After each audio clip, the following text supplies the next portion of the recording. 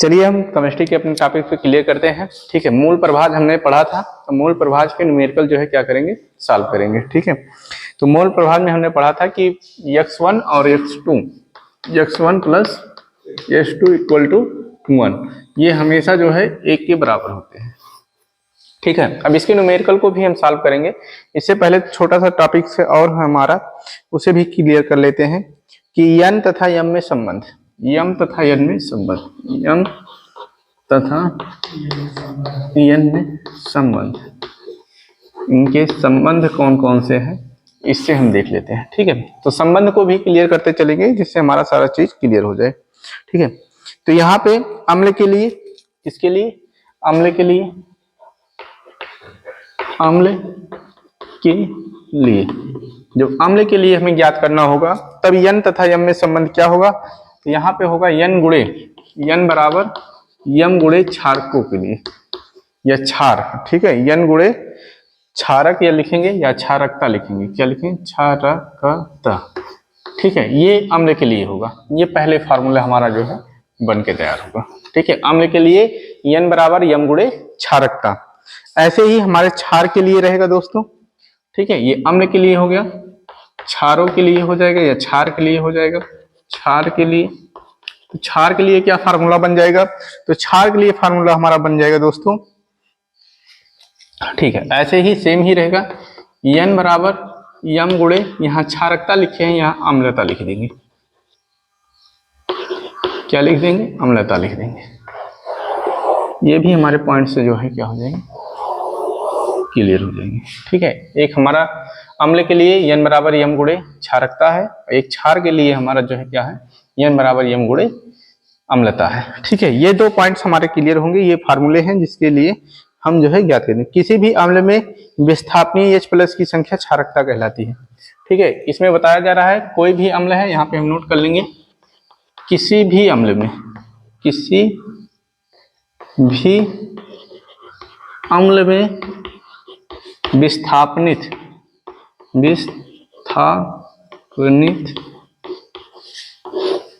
H plus ion की संख्या, ion की संख्या,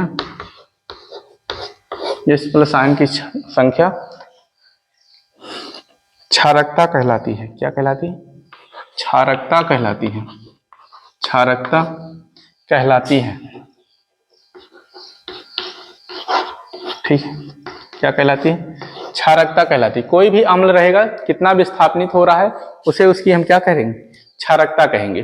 ठीक है, अब आगे की तरफ इसे देखते हैं, इसके भी न्यूमेरिकल हैं, पहले इसके भी न्यूमेरिकल निपटाते हुए चलते हैं, फिर आगे की ओर काम करेंगे। नीचे आप नोट कर लेंगे, मैं यहाँ पे अपना काम कर दे रहा हूँ। ठीक है, आप इसके नीचे नोट करेंगे, इसके नीचे, इसके नीचे नोट करेंगे। ठीक है, तो यहाँ पे दो दिया गया है, दो देख लेते हैं हम।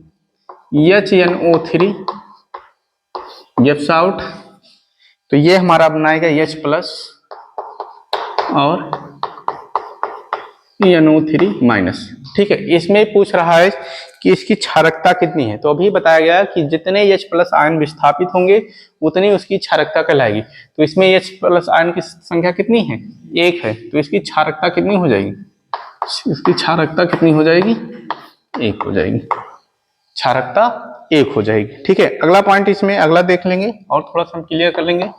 H2SO4 है, शांत सल्फ्यूरिक अम्ल है, गिव्स आउट, ये टूटेगा हमारा 2H प्लस में, 2H प्लस में और प्लस SO4 माइनस 2 में। ठीक है, 2 माइनस में टूटेगा, तो इसमें H प्लस आयन की संख्या कितनी है, 2 है, तो इसकी क्षारकता कितनी हो जाएगी, तो इसकी क्षारकता भी कितनी हो जाएगी, 2 हो जाएगी। ठीक है, तो इसमें पहले क्षारकता 1 हो गई, इसमें क्षारकता कितनी हो गई, 2 हो गई। ठीक है, और देख लेंगे, एक और देख लेते हैं यहाँ पे,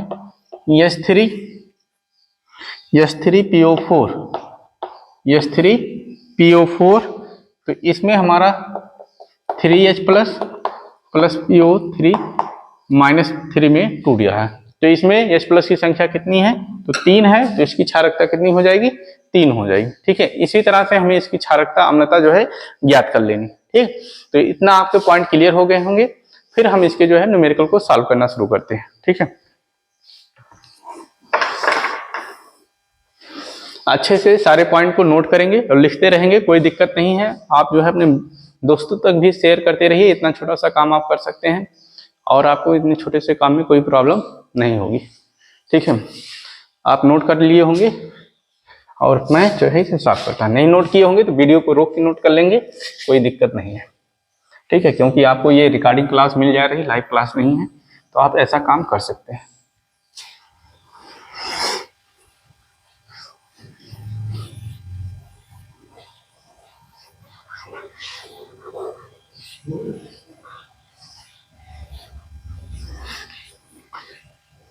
ठीक है, टच स्क्रीन महंगा है, नहीं तो टच स्क्रीन आपके लिए लगवा देता, 2.5 लाख का लगभग टच स्क्रीन आएगा, 2-2.5 लाख का।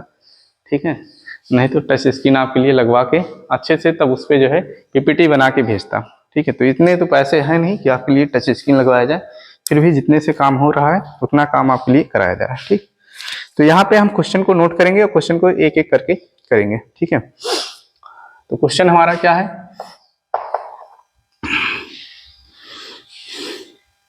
तो क्वेश्चन हमारे दोस्तों हैं कि 0.3 यम बिलियन की नॉर्मलता ज्ञात कीजिए। क्या है, 0.3 यम बिलियन की नॉर्मलता ज्ञात कीजिए। बिलियन की नॉर्मलता ज्ञात कीजिए, नॉर्मलता ज्ञात कीजिए, ज्ञात कीजिए। ठीक है, तो ये क्वेश्चन है, इसमें कह रहा है 0.3 यम बिलियन की नॉर्मलता ज्ञात कीजिए। ठीक है, तो नॉर्मलता ज्ञात करना है, ये मूल दिया गया है हमारा। ठीक है, एन और एम दिए गए हैं, तो हमने देखा है कि हमारे फार्मूले क्या थे, एन बराबर यम गुणे क्षारकता। क्या था, यम गुणे क्षारकता। ठीक है, ये फार्मूला भी हमारा पीछे हमने पढ़ के आए हैं कि ये हमारे फार्मूले थे जिसपे हमें जो है क्या करना था, सॉल्व करना था। ठीक है, तो 0.3 एम की नॉर्मलता ज्ञात कीजिए। ठीक है, 0.3 एम, यहाँ क्वेश्चन में थोड़ा सा मिसप्रिंट हुआ, 0.3 एम S3PO4। ठीक है, S3PO4 की नॉर्मलता जो है ज्ञात करनी है हमें 0.3 एम में।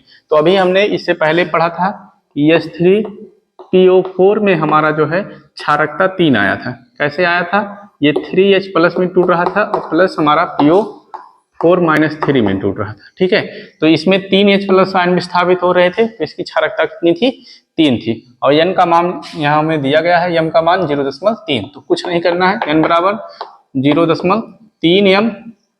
ठीक है, m का मान हो गया और गुणे क्षारकता हमारा कितना आया है, 3 आया है।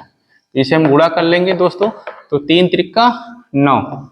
ठीक है, तो एक अंक पे दशमलव लगा, एक अंक पे यहाँ पे दशमलव लगा दिए, तो ये नॉर्मलता हमारा निकल के आ गया। ठीक है, 0.9 ये हमारा जो है क्या हो गया, नॉर्मलता हो गया। तो ये 0.3 एम S3PO4 बिलियन की नॉर्मलता ज्ञात कीजिए। तो इसके लिए फार्मूला ये हो गया, S3PO4 का हमारा क्षारकता निकाले, यहाँ क्षारकता 3 आ गया, इस पे मान रखा गया एम का और फिर क्षारकता की रखी गई, इन दोनों को गुणा किया गया 0.3 त्रिका 9, एक अंक पे दशमलव लगा है तो दशमलव 0 कर दिए, तो ये हमारी इसकी कैलकुलेशन होगी। ठीक, अगले सवाल को देखेंगे, नोट करेंगे, फटाफट से क्लियर करते हुए सारे पॉइंट को चलेंगे। 1 बिलियन में 3 मोल। ठीक है, 1 बिलियन में 3 मोल, 3 गिनती में लिख देंगे, 3 मोल। ठीक है, 1 बिलियन में 3 मोल C2H5OH, C2H5OH और 9 मोल, और 9 मोल हमारे क्या दिए गए हैं, H2O दिया गया है, H2O है। तो विलेय के प्रत्येक अवयव की मोल प्रभाज याद कीजिए। विलेय के या बिलियन की प्रत्येक अवयव की मोल प्रभाज याद कीजिए। प्रत्येक अवयव की मोल प्रभाज याद कीजिए, मोल प्रभाज ज्ञात कीजिए। ठीक है, तो इसमें हमें मोल प्रभाज इसका ज्ञात करना है। ठीक है। तो मोल प्रभाज ज्ञात करने के लिए हमने फार्मूला क्या पढ़ा था कि जिसका भी मोल प्रभाज हमें ज्ञात करना हो, ठीक है, मोल प्रभाज हमें जो ज्ञात करना है, मोल प्रभाज ज्ञात करना है, तो उसमें हमने क्या पढ़ा था, बिले प्लस बिले और बिलियन, टोटल बिलियन का मान, ठीक है। ये मोल प्रभाज का हमारा इसमें क्या था, फार्मूला था, जिसपे हमें क्वेश्चन को क्या करना है, सॉल्व करना है, ठीक है। ये हमारे फार्मूले थे जिसमें हमें सारे क्वेश्चन को सॉल्व करना है, ठीक है। तो हमें इस क्वेश्चन पे मोल प्रभाज ज्ञात करना है, लेकिन मोल प्रभाज में इसमें बताया है प्रत्येक अवयव के, जो विलेय है उसका भी, जो विलयन में है, विलायक है उसका भी, दोनों का ज्ञात करना है, ठीक है। तो यहाँ पे मान दिया गया है C2H5 का मोल यन का मान जो है यहाँ पे हमें कितना दिया गया है, 3 दिया गया है, और H2O का मोल हमें कितना दिया गया है, 9। तो 9 हमारा विलायक है और ये 3 जो है हमारा क्या है, विलेय है, ठीक है। तो यहाँ यन का मान सीधे दे दिया गया है, भार अणुभार हमें निकालने की जरूरत नहीं है, ठीक है, नहीं तो हमें भार निकालना पड़ता, मोल अगर नहीं दिया होता यन का मान तो हमें भार निकालना पड़ता। तो एक बार हम लिखेंगे कि यहाँ पे हम जो है लिख लेंगे C2H5 का मोल प्रभाज, C2H5OH का मोल प्रभाज, ठीक है। तो C2H5OH का मोल प्रभाज जिसका निकालेंगे वो ऊपर रहेगा, सदैव हमेशा कहाँ रखा जाएगा, ऊपर की साइड में रखा जाएगा। तो इसका ऊपर रखेंगे 3 और प्लस स्मॉल n, फिर इसे हम 3 रखेंगे और कैपिटल N हमारा कितना हो गया, 9 हो गया। तो 3 तो रह गया यहाँ पे, और 3 और 9 कितना हो गया, 12, 9 क्या है, 9 और 3 12 हो गया, ऐड कर लेंगे, कट जाएगा, 3 के 3, 3 चौ 12, तो ये हमारा आ गया 1/4। तो ये C2H5 का मोल प्रभाज हमारा कितना आ गया, तो 1/4 आ गया। अब यहीं पे हम H2O का मोल प्रभाज निकालेंगे दोस्तों, H2O का मोल प्रभाज, मोल प्रभाज, तो H2O का मोल प्रभाज क्या होगा, तो जिसे निकालेंगे वो ऊपर रहेगा, तो अब की बार हमारा 9 ऊपर हो जाएगा, फिर 3 + 9, तो 9 हो गया, और ये कितना हो गया, 9 3 12 हो जाएगा, 3 और 9 कितना हो जाएगा, 12, ठीक है। तो इसे काटेंगे, 3 त्रिक 9, 3 चौ 12, तो अब की बार हमारा 3/4 आ गया। तो प्रत्येक अवयव का मोल प्रभाज यहाँ निकल के चला आया।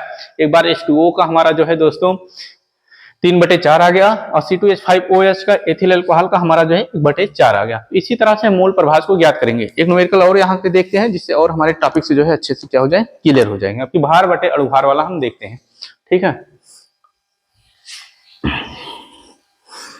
आप स्क्रीनशॉट भी ले सकते हैं और भी सारे काम कर सकते हैं, ठीक है। तो सारे टॉपिक्स को क्लियर करेंगे अच्छे से, ठीक है। समय भी देख लिया जाए कितना लंबा समय जा रहा है, ठीक है, क्योंकि ज़्यादा लंबा समय होने से वीडियो देखने वालों की संख्या कम हो जाती है, ठीक है, और तब मेरा नुकसान हो जाता है। चलिए क्वेश्चन को हम नोट करते हैं, तब तक आप लोग भी नीचे वाला क्वेश्चन करते रहिएगा। 46 ग्राम या 46 ग्राम एथिल अल्कोहल है यहाँ पे हमारा, 46 ग्राम एथिल अल्कोहल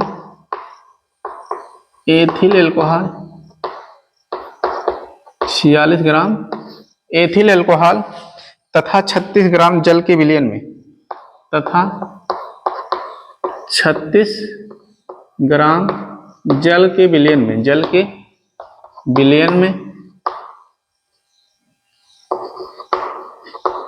विलयन में 36 ग्राम जल के विलयन में एथिल अल्कोहल तथा जल की मोल प्रभाज की गणना कीजिए। एथिल विलयन में एथिल अल्कोहल तथा जल के मोल प्रभाज की गणना कीजिए। जल के मोल प्रभाज की गणना कीजिए। जल के मोल प्रभाज की गणना कीजिए। प्रभाज की गणना कीजिए। गणना कीजिए, ठीक है। दोनों की मोल प्रभाज की हमें क्या करनी है, गणना करनी है, ठीक है। तो दोनों की मोल प्रभाज की हम गणना कुछ इस तरह से करेंगे, जैसे इसमें निकाले हैं उसी तरह से इसमें भी निकालेंगे। लेकिन दोस्तों अब की बार हमारा जो है यहाँ मोल ना देकर कि ग्राम दिया गया है, ठीक है। तो इस फार्मूले को कि हम भार बटे अणुभार में लिखेंगे, ठीक है, तब हमारा काम बनेगा। तो यहाँ तक का आपका नोट हो गया होगा, इसे हम साफ करते हैं, फिर हम इस सवाल को हल करना शुरू करते हैं।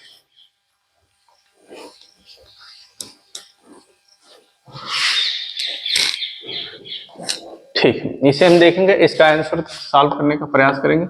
ठीक है, तो इसके आंसर में हमें क्या करना है दोस्तों, तो इसे मूल प्रभाज याद करना है। तो पहले सारी चीज हम जो है लिखना शुरू करते हैं। ठीक है, जो हमारा कम रहेगा वो हमारा विलेय रहेगा, जिसकी मात्रा ज्यादा रहेगी तो क्या रहेगा, विलायक रहेगा। ठीक है, तो यहाँ हमारा जल कम दिख रहा है, जल विलेय होगा, और अल्कोहल ज्यादा दिख रहा है तो ये हमारा क्या होगा, विलायक होगा। तो दोनों को हमें ज्ञात करना है, किसी का भी हम निकालें कोई दिक्कत नहीं है। ठीक है, चलिए हम मानते हैं स्मॉल W बराबर हमारा जो है 36 ग्राम, और इसका यम निकालेंगे दोस्तों। ठीक है, यम, जल का यम क्या होगा, तो जल का यम 18 होता है। ठीक है, क्योंकि इसका अणुभार मतलब अणुभार होता है, तो हाइड्रोजन का 2 होता है और ऑक्सीजन का 16। यहाँ हाइड्रोजन, एक हाइड्रोजन है तो 2 गुणे 1 और ये 16। ठीक है, क्योंकि हाइड्रोजन का अणुभार 1 होता है तो 2 बार है, तो 1 गुणे 2 प्लस 16 ऑक्सीजन का होता है 16, तो 2 गुणे 1 2 हो जाएगा, और प्लस ये 16 कितना हो जाएगा, टोटल 18 हो जाएगा। आपको नहीं समझ में आ रहा है क्यों निकाल रहे हैं, तो पहले हम फार्मूला को देख लेते हैं। ठीक है, फिर सारी चीज समझ में आएगी। मोल प्रभाज बराबर फार्मूला हमारा दोस्तों था N बटे N प्लस कैपिटल N। तो इसमें जब भार अणुभार दिया है तो हमारा मोल बराबर होता है भार बटे अणुभार, स्मॉल m। तो यही काम हमारा नीचे भी हो जाएगा, भार बटे अणुभार, और फिर कैपिटल N का भी वही लिखेंगे, भार बटे अणुभार। क्यों लिखेंगे, क्योंकि ये विलायक का मान है। ठीक है, तो ये कैपिटल हो जाएगा, कैपिटल का कर देंगे कैपिटल, ये भी हमारा कैपिटल M हो जाएगा। ठीक है, तो सारे मान को हम अच्छे से ज्ञात करेंगे, प्रयास करेंगे सारा मान हमारा अच्छा रहे। और फिर उसके बाद हमारा ये 46 है, तो कैपिटल W 46 हो गया हमारा। ठीक है, और जो है एथिल अल्कोहल का निकालेंगे यम का मान, तो एथिल अल्कोहल का मान 46 भी आएगा, देख लेते हैं। C2H5 और OH, तो कार्बन का 12 होता है, तो 12 2 बार कार्बन है, 12 गुणे 2, हाइड्रोजन का 1 होता है, तो 6 बार हाइड्रोजन है, 6 गुणे 1, 5 यहाँ है, 1 यहाँ है, और प्लस 16 ऑक्सीजन का 16 होता है, तो 12 दूनी 24, और ये 6 के 6 और 16, 24 में 6 जोड़ेंगे तो कितना हो जाएगा 30, और 16 जोड़ देंगे 30 और 10 40 और 6 46, यहाँ हमारा 46 आ जाएगा। तो यम का मान हमारा कितना आ गया, 46 आ गया। अब एक एक करके निकालेंगे, तो पहले हम निकाल लेते हैं, किसी का भी निकाल लेते हैं। चलो एथिल अल्कोहल का ही निकाल लेते हैं, C2H5 का, C2H5OH का मोल प्रभाज, मोल प्रभाज, काम कुछ नहीं करना है, वैसे ही करना है।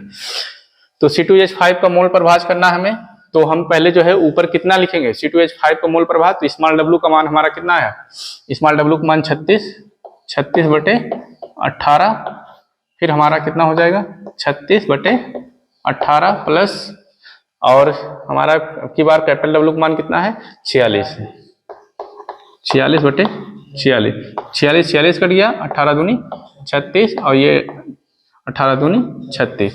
तो यहाँ पे हमारा जो है मोल प्रभाज निकल के आया कितना, 2, और ये 2 प्लस 1, ठीक है, तो 2 बटे 3, 2 1 3, ये किसका आ गया, C2H5 का आ गया। इसी तरह हम जल का भी निकाल लेंगे दोस्तों। जल का मोल प्रभाज, H2O का मोल